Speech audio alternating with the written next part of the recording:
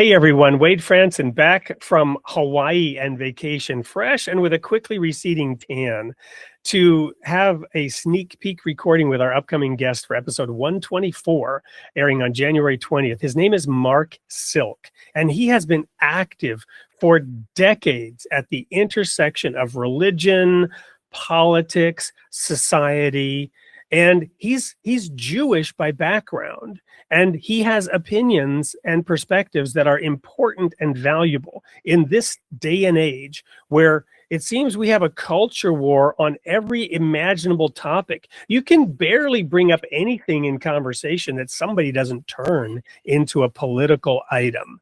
So, Mark, welcome to the studio. Why is it that this intersection is your focus? Well, I started out as actually a historian of the Middle Ages, and by hook or by crook, I ended up writing about contemporary American things.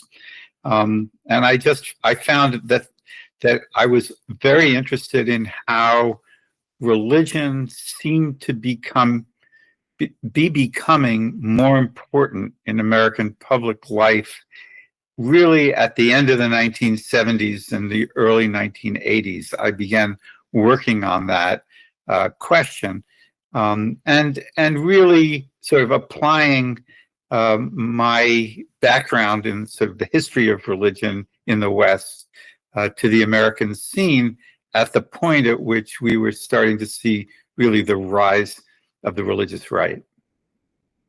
Well, this whole history thing is critical and important, right? We all know the standard soundbite of those who fail to learn the lessons of history are doomed to repeat them. And when we hear middle age history, we think ancient times.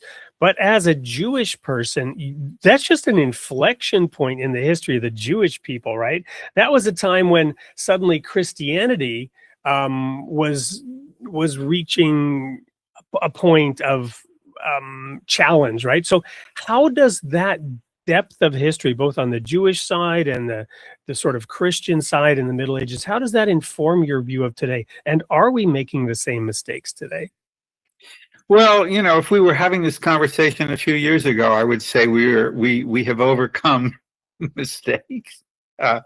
In many ways, the United States, in the last part of the 20th century, became a place very open to religious diversity, not just Christians and Jews, but people of other faiths as well.